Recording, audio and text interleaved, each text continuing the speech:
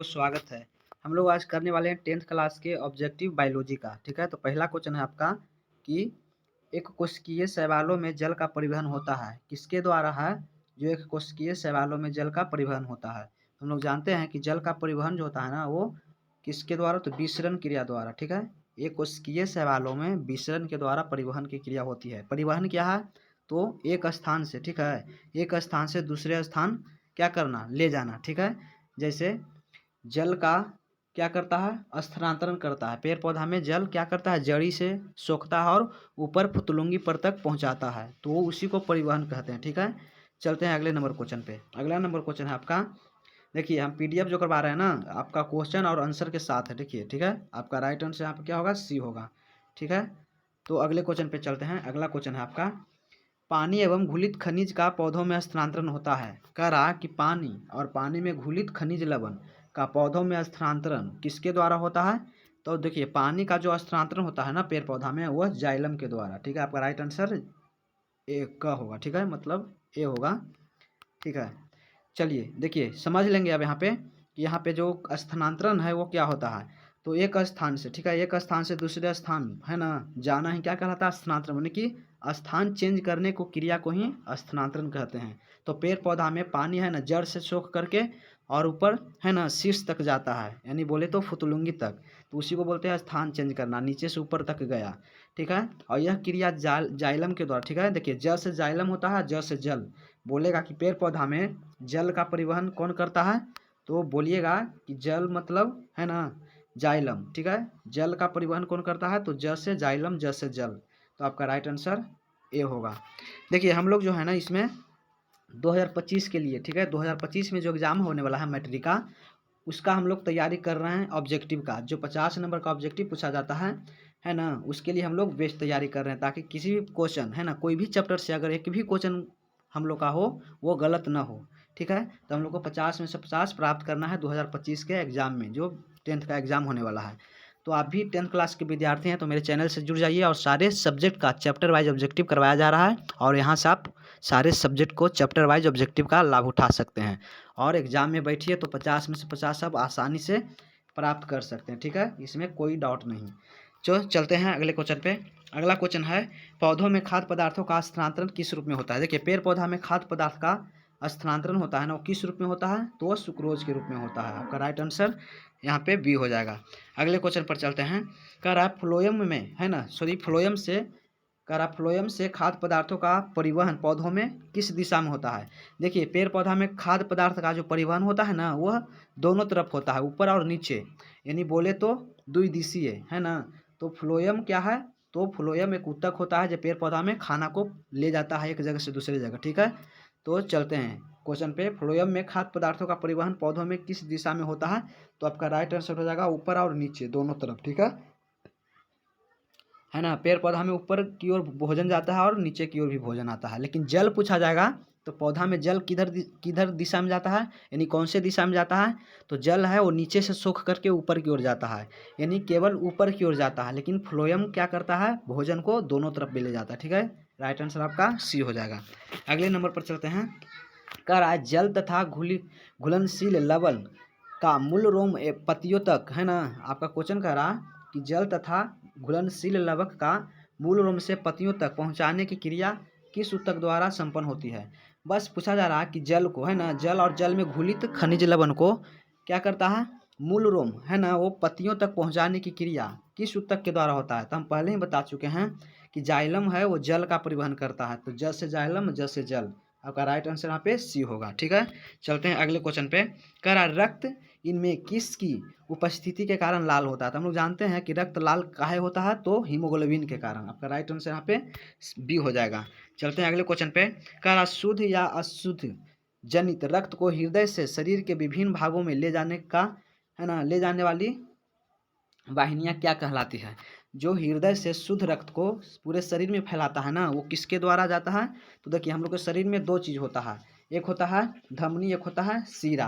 तो देखिए सीरा है ना वो अशुद्ध रक्त को है ना क्या करता है? हृदय में लाता है, लेकिन धमनी है वो क्या करता है? शुद्ध रक्त को पूरे शरीर में फैलाता है। तो यहाँ पे शुद्ध रक्त की बात किया जा रहा है ना, तो आपका राइट आंसर हो जाएगा, वो क्या हो जाएगा? धमनी है ना, शुद्ध रक्त को शुद्ध रक्त को यानी शुद्ध ब्लड को धमनी पूरे शरीर में फैलाता है। ठीक है, तो राइट आंसर आपका 7 का ए हो जाएगा।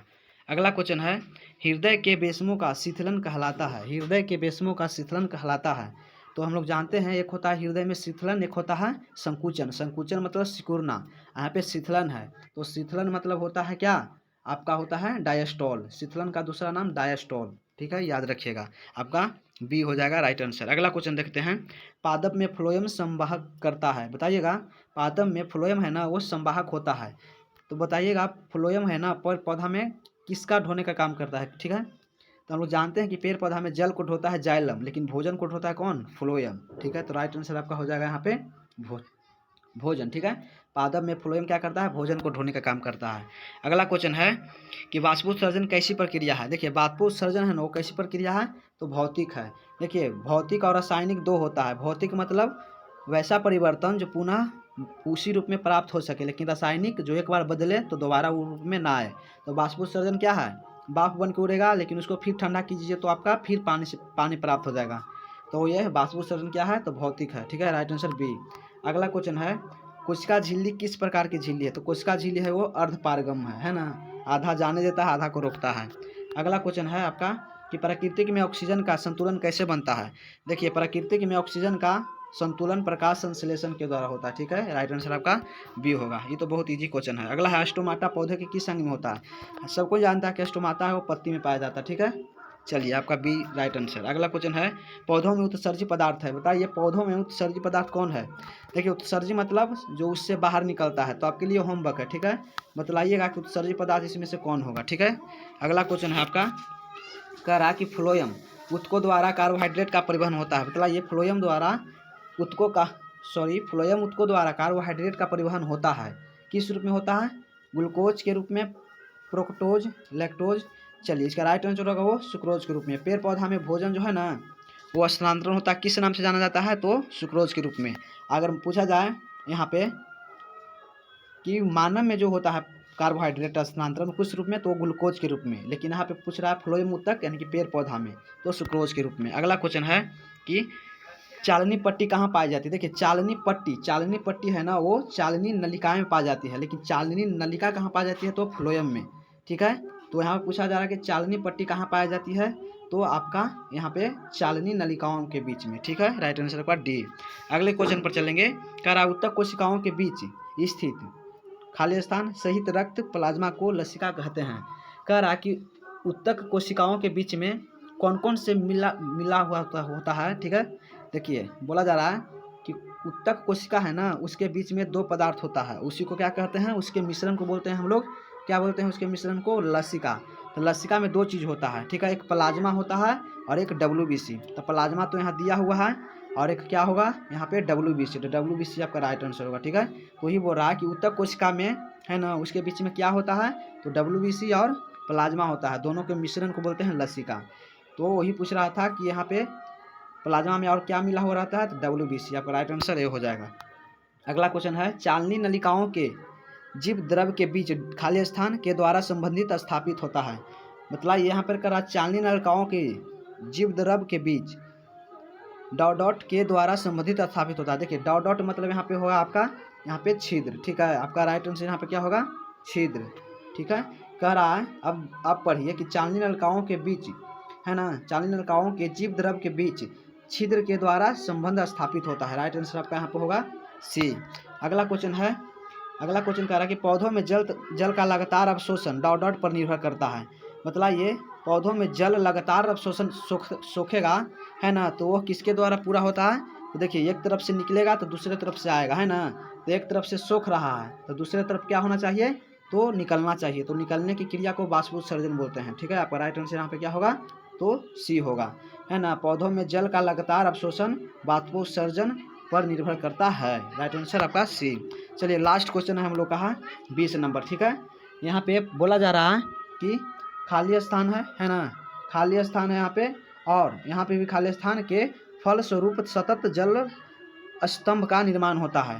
तो यहाँ पे क्या भराएगा है ना, आपका 4 ऑप्शन है, बतलाइए 4 में से कौन यहाँ पे सटीक बैठेगा। तो यहाँ पे आपका राइट आंसर है वो है यहाँ पे बी, यानी मूल रोम वाष्पोत्सर्जन के फलस्वरूप सतत स्तंभ का निर्माण होता है। राइट आंसर आपका क्या हो जाएगा? आपका राइट आंसर यहाँ पे बी होगा। हम लोग टोटल इसमें क्वेश्चन जो किए 20 को किए हैं, उसमें से बतलाइए कितना आपका पहले से पता था, कितना आपका सही हुआ 20 में से। और ध्यान दीजिए, यह चैनल खास करके 2025 के लिए जो 10th क्लास के एग्ज़ाम देने वाले हैं 2025 में, उनके लिए बहुत ही लाभदायक है, क्योंकि इस चैनल के माध्यम से केवल ऑब्जेक्टिव और सारे सब्जेक्ट का है ना जो चैप्टर वाइज कराया जा रहा है। आप भी 10th क्लास के छात्र हैं तो इस चैनल से जुड़ जाइए, सब्सक्राइब कीजिए, बेल आइकन को ऑन कर लीजिए, ताकि वीडियो जो भी डाला जाए सबसे पहले आपके पास पहुंचे, उसका नोटिफिकेशन आपको प्राप्त हो। और चैनल को ज़्यादा से ज़्यादा शेयर कीजिए और लोगों के पास है ना इस चैनल का लिंक को भेजिए। मिलते हैं अगले वीडियो में।